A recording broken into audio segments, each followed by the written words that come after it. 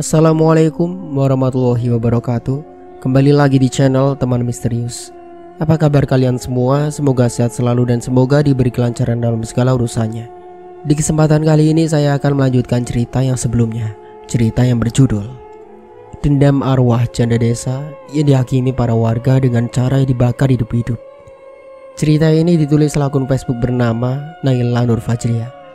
Bagaimana dan seperti apa kelanjutan ceritanya? Tentunya tak usah berlama-lama.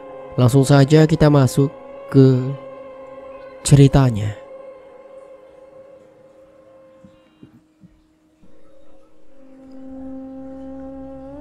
Padahal hari juga masih siang, dan kala itu matahari masih memberikan sinar putih terangnya ke bumi. Dirinya berharap jika Marzuki tetap dalam keadaan baik-baik saja, walaupun sekarang ini matanya masih dalam keadaan terluka parah, yang membuat dirinya kehabisan darah dan menjadi tak sadarkan diri. Darmoko tiba-tiba merasakan pening hebat di sekitar ujung pelipis kepalanya. Pandangannya mendadak kabur. Dan bruk. Kini tubuh Darmoko pun ambruk seketika. Hari menjelang petang. Langit sudah berubah warna menjadi jingga. Beberapa ekor burung mulai kembali ke pohon untuk bertengger di dalam sarangnya. Ponira yang kala itu cemas dengan Marzuki yang tak kunjung kembali, akhirnya bertekad untuk mencarinya. Terakhir mereka bertemu adalah pas waktu pagi, tepat di mana orang-orang mengantarkan Tumini dan Parno ke peristirahatan terakhirnya. "Duh Kang, sudah mau maghrib kok ya masih belum pulang sih?" Ponira menggerutu di sepanjang jalan, mencari keberadaan Marzuki yang entah kemana. Sebenarnya hati Ponira saat itu tengah dirundung rasa takut karena harus menyusul suaminya ke pemakaman. Apalagi jasad Tumini dan suaminya juga baru saja dikuburkan, dan kematian mereka pun juga tragis. Penyebab kematiannya pun juga masih menjadi misteri. Tak ada seorang pun yang mengetahui dengan pasti penyebab kematian mereka berdua. Dirinya hanya takut jika pocong neneng tiba-tiba muncul untuk mengantuinya. "Kok jadi merinding begini ya? Kalau bukan karena mencarimu Kang, mungkin sekarang ini aku masih tidur ngeloni anak-anak." Gerutunya lagi. Ponira mengelus kedua lengannya dan mendapati bulu-bulunya itu berdiri. Hampir 2 menitan lagi ia akan sampai ke pemakaman. Dari kejauhan Ponira menyipitkan matanya ketika mengetahui ada kendaraan yang amat dikenalnya tengah terparkir di depan area pemakaman itu. Ia pun langsung mempercepat langkahnya untuk memastikan sendiri apa yang dilihatnya tadi. Saat dirinya sudah dekat, nampak sekali motor tua yang terparkir itu adalah kendaraan satu-satunya milik Darmoko. "Lah, ini kan motor suaminya si Minul. Bukannya dia tadi pas ke makam ndak bawa kendaraan ya? Terus di mana orang yang punya motor ini?" Ponira celingukan ke kanan dan kirinya sambil sesekali memutar badannya mencari keberadaan Darmoko. Tanpa sengaja mata Ponira mengarah masuk pada area makam sekitar pemakaman. Dengan berbekal lampu sentrong yang dibawanya, ia pun menyorotkan benda yang ada di tangannya itu ke arah yang dituju. Matanya menyipit, memastikan yang di sana benar memang orang atau memedi yang menyamar untuk menakutinya. Jantungnya semakin berdegup ketika ia memutuskan untuk mendekati sosok itu perlahan. Langkah demi langkah, telapak kakinya mulai berjalan menuju area pemakaman. Sayup azan maghrib dari kejauhan mulai berkumandang. Sebelum Marzuki ditemukan, Ponira juga tak akan merubah niatnya. Tekadnya untuk mencari Marzuki masih tetap ia lakukan. Walaupun dari pagi bertemu pagi lagi, walaupun matahari telah berubah menjadi bulan. Hatinya memang sudah resah sedari siang tadi. Sesudah memakamkan jenazah Tumidi dan Parno, nampaknya batang hidung Marzuki sudah tak terlihat lagi. Ia semakin was-was dan mencemaskan keadaan suaminya. Takut jikalau tragedi yang menimpanya Tumini juga akan menimpa anggota keluarganya. Alasan ketakutannya pun juga bukan tanpa sebab. Andai saja yang bergumul dengan si neneng waktu itu bukanlah suaminya, mungkin waktu itu pasti ia akan mengurungkan niatnya menyuruh pada penduduk setempat untuk menghakimi neneng, sekaligus membakar tubuhnya secara hidup-hidup di atas kobaran api pada malam itu. Namun semuanya sudah terlambat. Teror di kampungnya ya juga sudah menyebar. Beberapa warga lainnya pun memutuskan untuk pergi dan mengungsi ke perkampungan lain yang lebih aman, agar terhindar dari teror dan ambukan arwah Neneng, wanita berzina itu. Dirinya hanya bisa pasrah dan berharap semoga ia dan keluarganya terhindar dari teror menyeramkan tersebut.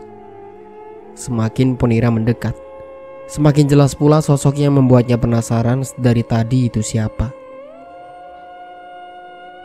Gusti, ini kan Darmoko, suaminya Minul. Kok dia malah tidur di pemakaman toh? Bukannya pulang? Ponira terkejut melihat tubuh Darmoko yang terbaring di sebelah satu makam polos tanpa bunga dan nisan. Dirinya tak tahu itu makam siapa, dan baru kali pertama ini ia melihat makam tersebut. Netra Ponira hanya melihat Darmoko saja yang terbaring di atas perkuburan tersebut. Kepala dan juga matanya melirik, menengok ke kanan kiri, namun tak kunjung juga menemukan di manakah suaminya itu berada. Ia lalu membangunkan Darmoko yang masih belum sadarkan diri untuk menanyakan keberadaan suaminya. Darmoko, ayo cepat bangun. Tidurnya di rumah, tidur kok di kuburan? Omelnya sembari terus menggoyang-goyangkan tubuh Darmoko. Setelah menunggu beberapa menit, akhirnya lelaki itu terbangun. Dirinya masih merintih memegangi dahinya yang teramat pening. Matanya menyipit, pandangannya samar di saat ia mencoba untuk memastikan siapa gerangan seseorang yang telah membangunkannya. Ayo Dar, ini tuh sudah petang. Cerocos Ponira lagi. Suaranya seperti suaranya Mbak Yu Ponira. Batin Darmoko berbicara. Ia lalu mencoba menggelengkan kembali kepalanya berulang, kemudian mengedipkan matanya. Barulah di situ dirinya bisa melihat dengan jelas seseorang yang ada di depannya kala itu. Dengan tenaga yang masih tersisa, Darmoko mencoba untuk bangkit. Kepalanya masih terasa pusing. Mbak Yu, seru Darmoko. Iya aku. Awakmu kok dhewean Dar? Ponira mengira bahwa suaminya si Marjuki sedang bersama Darmoko. Namun duganya salah. Hingga malam menjelang, dirinya masih belum menemukan batang hidung suaminya itu. Darmoko tidak sepenuhnya merespon ucapan Ponira. Justru saat itu ia sangat terkejut karena posisinya tengah berada di pelataran pemakaman. Dan sungguh terkejutnya dirinya saat itu. Rumah kosong mewah yang dilihatnya beberapa jam yang lalu rupanya adalah sebuah pemakaman umum yang ada di desanya sendiri. Hal yang lebih mengagetkan lagi ialah tempat di mana ia ditemukan oleh Ponira dalam keadaan tak sadarkan diri merupakan makam milik si Neneng. Tipu daya mereka yang tak kasat mata sangatlah dahsyat. Dengan sekejap mereka menutup pandangannya agar seolah-olah perkuburan penulisan itu ialah rumah mewah yang baru saja diinjaknya. Ia lalu nampak mencari seorang di sekelilingnya, namun yang ada hanyalah dirinya, Ponira. Berikut dengan suara binatang malam yang semakin menambah pekatnya malam. Darmoko tak tahu di mana kamar Juki berada saat ini. Dirinya menjadi bingung jikalau nantinya Ponira menanyakan keberadaan suaminya itu kepadanya. Ia sungguh sangat merasa bersalah sekali. Harusnya dirinya tak mengambil keputusan itu secara tergesa-gesa, apalagi semua ini menyangkut tentang nyawa seseorang. Ia hanya takut jika Marjuki akan menjadi korban yang berikutnya.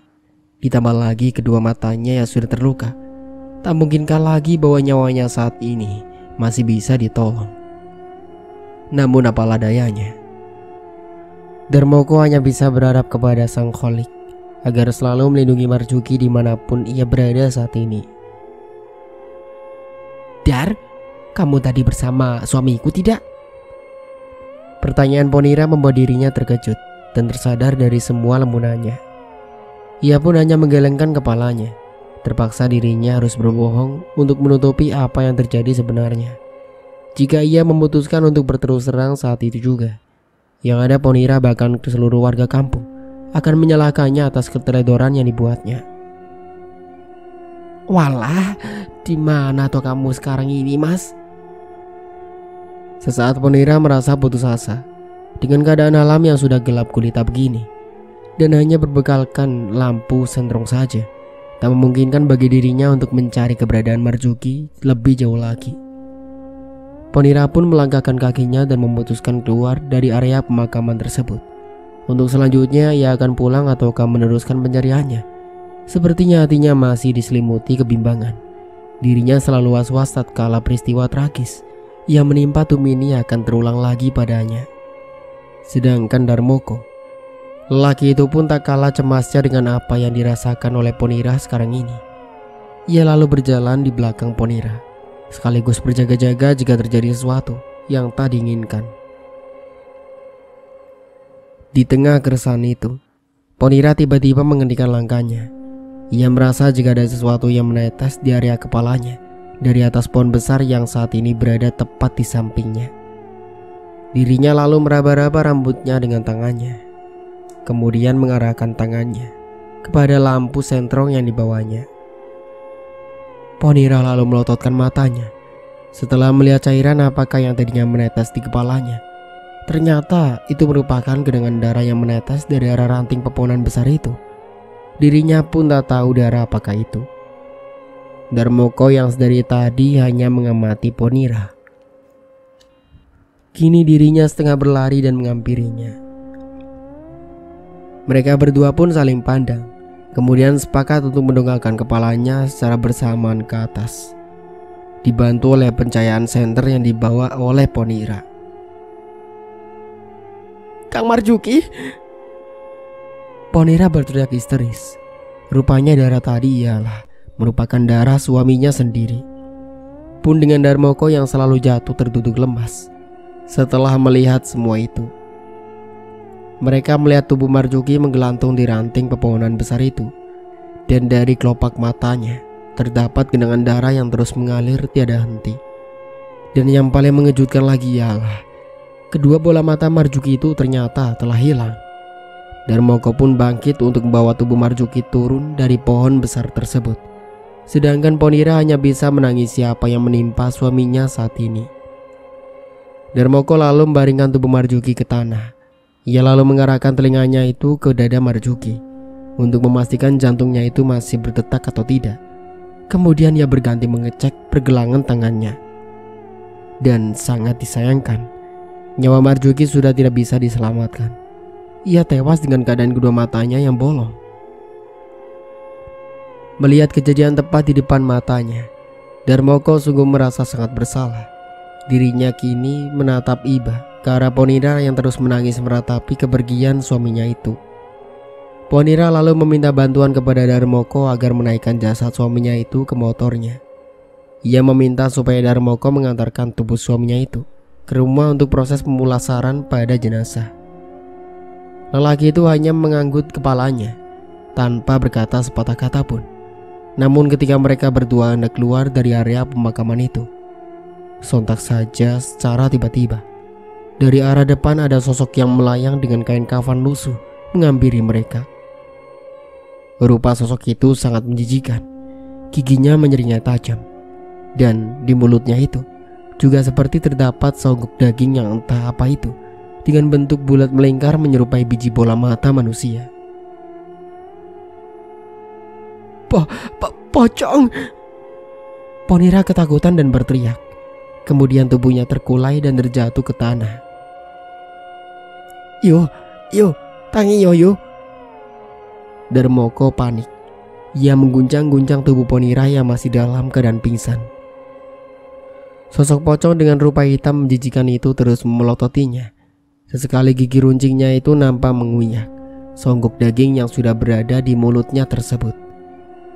Setelah diteliti lebih detail lagi, barulah Darmoko menyadari bahwa yang dimakan sosok itu ialah merupakan dua kornea mata Marjuki yang telah hilang.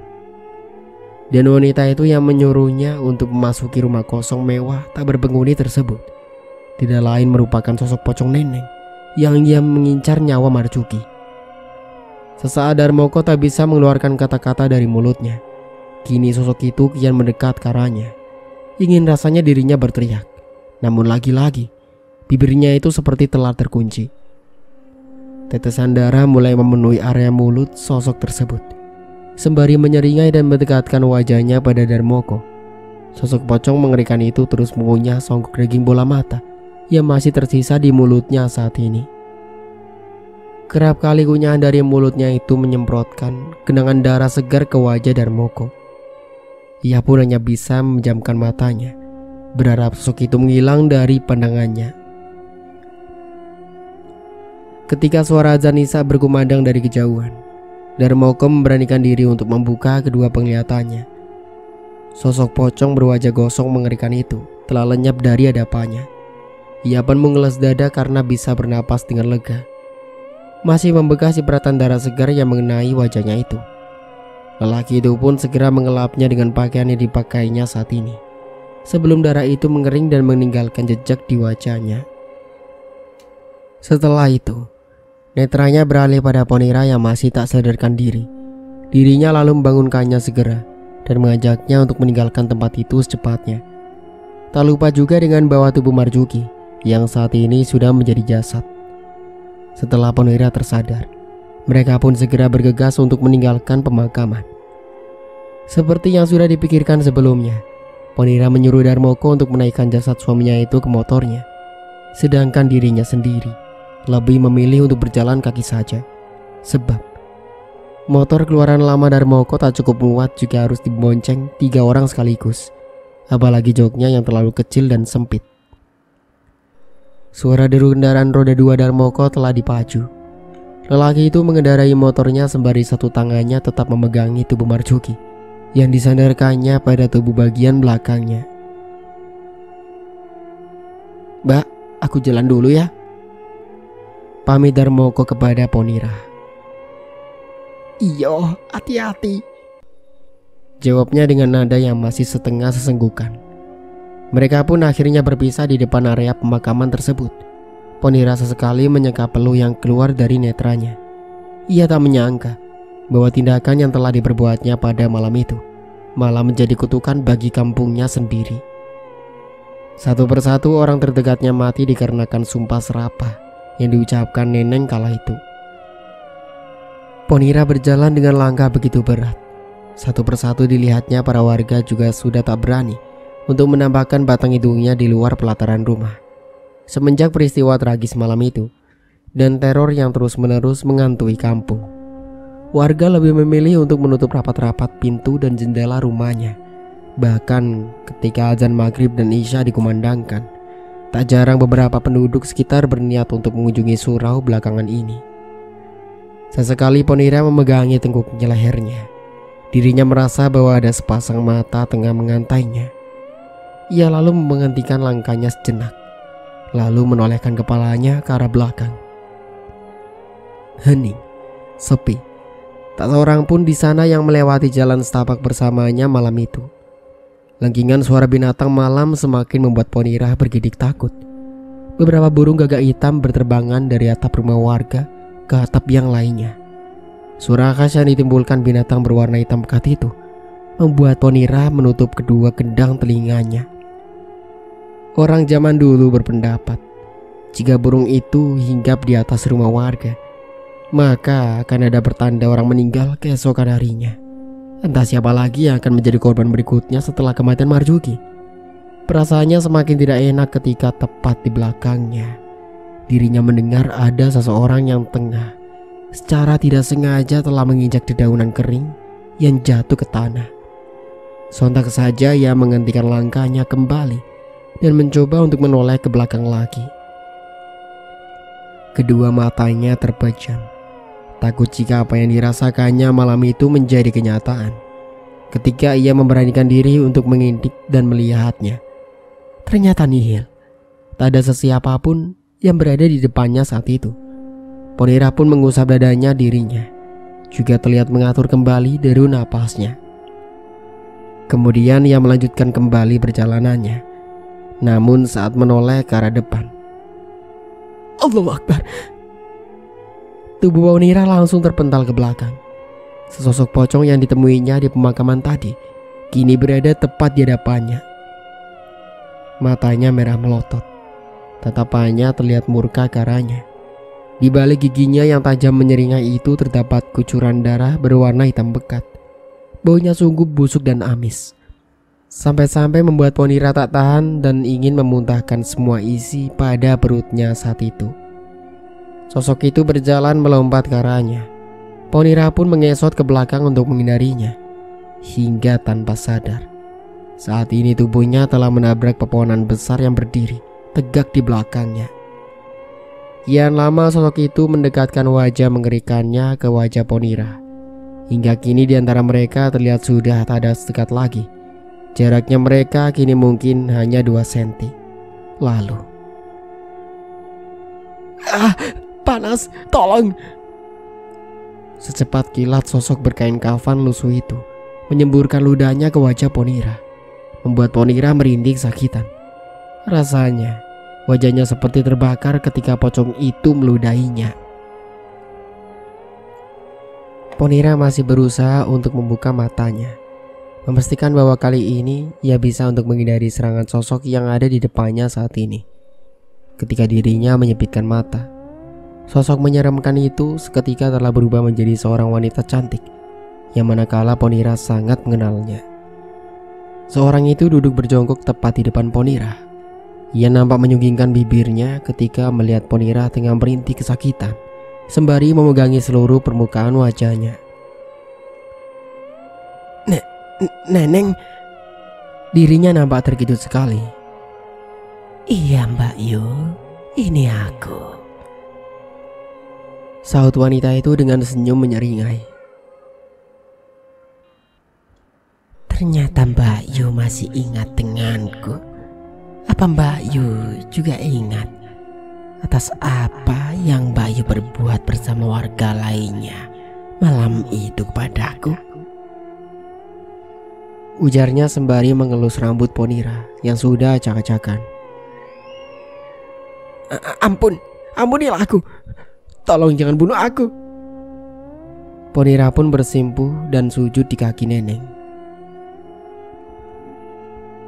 Ampun, kata Mbak Yu. Kini Neneng menjambak kasar rambut Ponira. Lepaskan, aku kesakitan. Ponira mengerang. Dirinya hanya bisa pasrah ketika Neneng mulai menjambak kasar rambutnya yang telah memutih itu. Apa Mbak Yu beserta yang lainnya juga mengampuniku pada malam itu?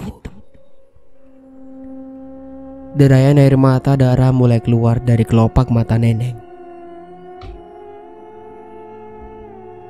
Tanpa rasa kemanusiaan dan dengan keji, kalian telah melemparkan obor menyala itu ke arahku, membuat tubuhku tersulut oleh api membara.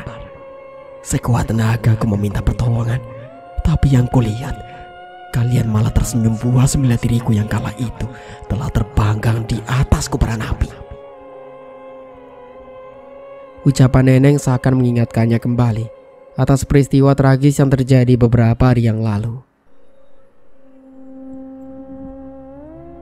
Lihatlah sekarang, satu persatu kalian akan kubuat menderita.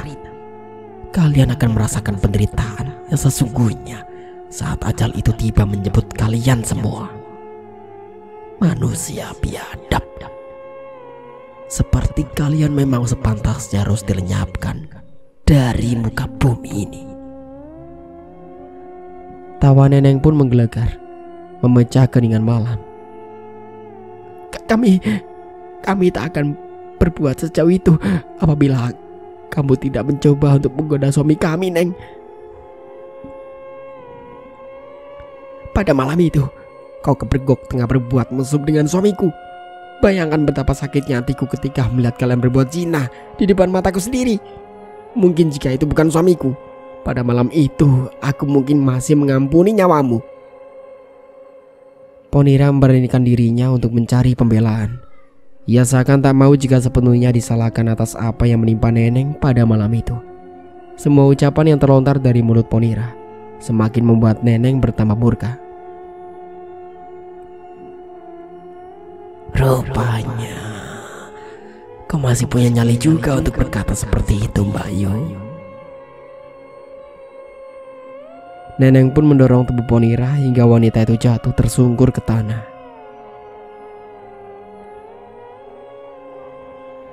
Pantaskah atas tindakan yang kubuat waktu itu kalian tega untuk membakarku secara hidup-hidup?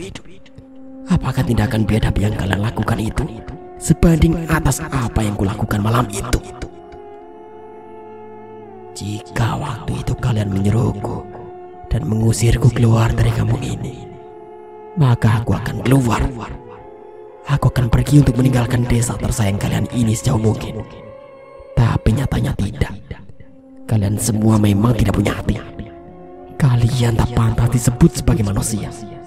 Perbuatan yang kalian lakukan sudah menunjukkan bahwa sikap kalian semua sama halnya dengan iblis yang hidup di neraka. Neneng semakin mengamuk. Dirinya kini telah berubah kembali ke asalnya, yaitu menjadi sosok pocong mengerikan dengan wajah gosong. Sosok itu pun berulang kali melompat ke tubuh Ponira, membuat Ponira semakin menggerang kesakitan. Ampun, ampun, jangan bunuh aku. Tiba-tiba terdengar bunyi deru motor seorang dari kejauhan. Tunggu pembalasanku di hari berikutnya, ucap sosok mengerikan itu padanya. Kini tubuhnya telah lenyap, bersama dengan kepulan asap hitam yang melayang di udara. Darmoko pun datang dan melihat tubuh Ponira menelungkup di tanah. Ia pun langsung bergegas untuk menghampirinya. Yuk bangun yuk. Darmoko mengguncangkan tubuhnya. Ampun, jangan bunuh aku. Ponira masih menutupi wajahnya dengan kedua tangannya. Bayu, iki aku, Darmoko, serunya. Ponira pun secara perlahan mulai membuka matanya. Dirinya pun bersyukur karena sosok mengerikan tadi telah hilang dari hadapannya. Ia berterima kasih kepada Darmoko karena jika dirinya tak datang tepat waktu malam itu, mungkin nyawa Ponira sudah tak tertolong lagi. Sedangkan pada lelaki itu, Darmoko pun terkejut bukan kepala melihat seluruh permukaan wajah Ponira yang melepuh seperti terbakar. Sudah 3 hari semenjak kejadian malam itu, para warga pun tak ada yang berani untuk keluar meninggalkan rumah mereka. Hiruk pikuk suasana ngeri pun turut mereka rasakan berturut-turut. Bahkan ketika di atas jam 7 malam, pintu depan rumah mereka selalu ada yang mengetuk. Tak satu pun dari mereka yang berani menengok untuk memastikan siapakah gerangan yang berdiri di luar rumahnya itu. Kegelisahan pun kian melanda. Takut jika sewaktu-waktu yang bertamu tadi tak lain merupakan sanak saudara dari jauh. Namun ketakutan mereka ternyata lebih besar ketimbang rasa penasarannya itu. Walau bunyi pintu yang diketuk secara berulang, mereka pun tetap tak mau beranjak dari tempatnya, meski sekedar untuk mengintip. Pun dengan Minul, istri dari Darmoko itu terlihat khawatir atas apa yang menimpa Ponira pada hari itu. Dirinya merasa iba melihat Ponira yang saat ini tinggal seorang diri dalam rumah gubuk bambu tersebut. Anak sematawayangnya pun terkadang bermain bersama temannya di desa seberang sana hingga tak tahu waktu kapan untuk pulang. Terakhir kali, menurut pengakuan suaminya malam itu, wajah Ponira melepuh dikarenakan semburan ludah pocong. Akibatnya, seluruh wajahnya seperti terbakar. Hingga pada akhirnya, Ponira pun diminta untuk beristirahat saja di ranjangnya dan dilarang beraktivitas apapun sampai dirinya benar-benar sembuh. Istri dari Darmoko itu harap-harap cemas. Semalaman dirinya tak bisa tidur nyenyak karena memikirkan nasib Ponira. Padahal ia sendiri juga tengah hamil muda dan seharusnya harus beristirahat yang cukup agar janin dan ibunya itu juga sehat.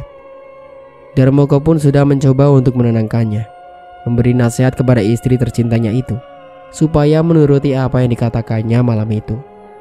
Namun siapa yang bisa membantah seorang perempuan jika separuh dari firasat yang dirasakannya itu sepenuhnya akan menjadi nyata? Mungkin sudah kodratnya terlahir sebagai sesama perempuan. Minul pun khawatir jika keadaan Ponira yang tak kunjung juga membaik. Ayolah mas, kasihan Mbak Ponira mas. Terus saja Minul merengek minta diantarkan ke rumah Ponira pada malam itu juga. Sabar dek. Iya mas paham apa yang kamu rasakan. Tapi lihat dulu, ini jam berapa? Kamu kan tahu sendiri semenjak kejadian itu. Jika kita keluar di atas jam 7 malam, apa yang akan terjadi nanti? Tunggu dulu sampai fajar yang menyingsing, barulah nanti ku antar ke sana. Darmoko terus memberikan nasihat bijak agar istrinya itu mengerti. Mas, tapi... Minul tetap merengek, menguntit di belakang dari Darmoko sampai suaminya itu menuruti permintaannya. Dek, sudah. Jangan seperti anak kecil begini. Ingat, kamu itu sedang hamil muda. Harus banyak istirahat.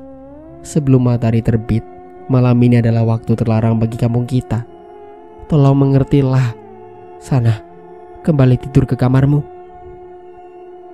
Darmoko tak tahu lagi untuk menjelaskan bagaimana pada istrinya itu. Ia pun dengan tak sengaja berbicara dengan kondisi agak kasar kepada Minul. Memang inilah jalan satu-satunya supaya mulut istrinya itu diam dan berhenti merengek. Mendengar bentakan kecil dari Darmoko, Minul pun tak berani lagi untuk menjawab. Wanita itu lebih memilih diam dan masuk ke dalam biliknya dengan memoncongkan bibir. Sebenarnya sama halnya dengan Minul, mata Darmoko pun sepertinya enggan untuk terpejam. Ia seakan sadar bahwa kampungnya itu sudah tidak aman lagi. Sewaktu-waktu ketakutan dan keresahan yang dirasakannya mungkin akan menjadi nyata, di mana salah satu anggota keluarganya atau bahkan semuanya akan tewas secara mengenaskan di kampung terkutuk ini. Jalan satu-satunya ialah membawa Minul jauh dari sini, di mana di sana dirinya dan Minul akan hidup tentram dan damai tanpa diselimuti ketakutan yang terus menghantui seperti sekarang ini. Namun jika harus menjual seluruh harta warisan peninggalan orang tua, tentu sangatlah susah. Karena mereka hanyalah tinggal di pedesaan kecil yang manakala penduduknya itu harus berjuang sendiri untuk menyambung kebutuhannya sehari-hari. Dan jika pun seluruh warisan itu dijual, maka nilainya pun tak seberapa. Yang ada dirinya malah akan rugi besar. Semua itu juga sudah diperhitungkan Darmoko sebelumnya. Malam pun terus bergulir, hingga tanpa sadar suara kokok ayam jago memekik gendang telinga, menandakan bahwa pagi yang dinanti Minul sudah tiba. Darmoko pun yang tak bisa tertidur langsung pergi ke kamarnya. Dirinya kini mendapat istrinya itu tengah tertidur pulas di ranjang mereka. Senyum lelaki pun seraya merekah. Ia lalu menghampiri istrinya. Dicumbunya kening sang istri, sesekali sembari mengelus perutnya yang sedikit membuncit. Minul pun merasakan bahwa saat ini ada yang tengah membelai lembut kepalanya. Ia lalu mengedipkan matanya berulang, kemudian melihat suami tercintanya itu sedang memandanginya. Dirinya pun langsung mengambil posisi duduk di ranjangnya. Mata Minul pun menjadi memicing. Ia lalu membuang mukanya. Ada apa mas? Kan semalam kamu bentak-bentak aku, sekarang kok senyum-senyum gitu? Minul melipat tangannya di dada. Ia masih berusaha memasang muka jutek kepada Darmoko. Masih marah toh dek? Ya wes masalah, masih minta maaf. Nanti kalau matahari sudah terbit, kita langsung berangkat ke rumah Yuponira ya. Papar Darmoko sembari menowel dagu sang istri. Tanpa menjawab ucapan suaminya, Minul pun langsung turun ranjang, mengambil handuk, kemudian bergegas pergi meninggalkan Darmoko ke kamar mandi. Darmoko pun membuka pintu depan, kemudian keluar menuju gentong atau wadah berisi air untuk mengambil air wudhu. Setelahnya, ia pun menuju kamarnya dan melaksanakan sembahyang subuh terlebih dahulu. Pukul 6 pagi, Minul dan Darmoko pun sudah bersiap untuk berangkat ke rumah Ponira. Mereka berjalan kaki dengan melewati jalanan area persawahan yang becek dan penuh lumpur. Begitulah jika hidup di desa kecil. Untuk sampai dari rumah ke satu rumah yang lainnya, maka mereka harus melewati gundukan jalanan di area persawahan sini. Loh Mbak Ayu, pagi-pagi sudah mangis-mangis, mau kemana ini? Tanya salah seorang warga yang kebetulan melewati jalan yang sama. Iya, ini mau ke rumah Yuponira, sahut Darmoko menimpali. Lelaki itu pun langsung menggandeng tangan istrinya setelah dirasa wanita yang menanyai mereka itu pergi menjauh. Agaknya Darmoko terlihat tak suka dengan kebiasaan warga sini yang selalu ingin tahu apa, di mana, kemana mereka itu akan pergi, ataupun menyangkut urusan yang lain. Orang kok suka ngurusin kehidupan orang lain, gerutu Darmoko di sepanjang jalan, membuat Minul seketika mengernyitkan dahinya. Apa toh mas? Wong mbok na tadi yo cuman sekedar tanya, sahut istrinya itu. Loh dek, sering sekali loh dia itu. Pas mas mau berangkat dagang ke pasar ya gitu, alasannya mau beli sayur. Tanya itulah, jebrus gak jelas arahnya itu kemana. Ngomong katanya dagangannya mas mahal, ujung-ujungnya ngutang, jawab Darmoko dengan mimik mukanya yang terlihat kesal. Minul pun hanya tertawa mendengar suaminya yang terus menggerutu di sepanjang jalan. Tanpa sadar, lamanya pasangan suami istri itu bercengkrama. Mereka pun akhirnya sampai di rumah yang akan dituju. Nampak sedikit kaget karena pelataran rumahnya yang kotor. Dedaunan kering berterbangan kemana-mana memenuhi halaman. Rumah yang biasanya terurus itu kini sudah seperti tempat tak berpenghuni. Mungkin juga karena keadaan Ponira yang masih belum sehat. Minul pun berinisiatif untuk mengambil sapu ijuk yang ada di pelataran rumah itu. Kemudian membersihkan halaman itu sembari menutup hidungnya dengan ujung jilbab yang dikenakannya. Darmoko juga terlihat membantunya. Lelaki itu memunguti potongan-potongan dahan ranting yang berjatuhan. Kemudian dikumpulkannya dan ditaruhnya pada teras rumah Ponira, berjaga-jaga jika sewaktu-waktu persediaan kayu bakarnya mulai habis. Maklum, pada zaman itu, di kampung terpencil mereka masih belum semuanya menggunakan gas. Jikalaupun ada, mungkin sebagian hanya ditemukan di rumah-rumah mewah yang ada di ujung jalan raya sana. Setelah semuanya dirasa selesai, Minul pun mendorong pintu yang terbuat dari bambu itu ke dalam. Mereka pun terkejut dan tak percaya dengan apa yang terjadi saat ini. Ketika pintu mulai dibuka, bau busuk dan amis pun menyeruak hingga ke indera penciuman, sampai-sampai membuat perut Darmoko mual. Pun dengan Minul yang perlahan mencoba masuk ke dalam rumah tersebut. Wanita itu pun menjadi kaget bukan kepalang melihat Ponira yang merintih kesakitan dengan posisi terlentang di plesteran rumahnya. Ya Gusti, Mbak Yu. Serentak Minul dan Darmoko menghampirinya dan mengangkat tubuh Ponira pada tikar nyaman yang terbuat dari bambu. Rupanya, bau busuk tadi berasal dari wajah Ponira yang kala itu diludahi oleh pocong si nenek. Mereka juga melihat ada belatung-belatung kecil yang diam-diam berjalan di permukaan wajahnya. Awal kejadian itu, wajahnya diketahui hanya melepuh. Namun kala itu Minul juga sudah mengolesinya salep untuk meredahkan rasa sakitnya. Namun mereka tak menyangka bahwa lukanya malah akan separah ini. Sampai-sampai Darmoko pun dibuat bergidik ngeri ketika melihat pemandangan menjijikan yang ada di hadapannya itu. Ponira pun melayangkan tangannya ke samping, seraya tangan satunya sembari memegangi kerongkongannya yang nampak kering. Ia menunjuk-nunjuk gelas yang terbuat dari bambu yang diletakkan tak jauh dari tempatnya disandarkan saat ini. Apa yuk? Mau minum toh? Minul pun bergerak cepat mengambil wadah tersebut. Dilihatnya, wadah itu kosong tak berisi. Ia lalu pergi ke belakang untuk mengisi cawan itu dengan air. Untuk sementara aku cukupkan dulu ceritanya sampai di sini. Sampai jumpa kembali di part berikutnya. Saya Dahyun pamit undur diri. Kurang lebihnya mohon maaf. Wassalamualaikum warahmatullahi wabarakatuh.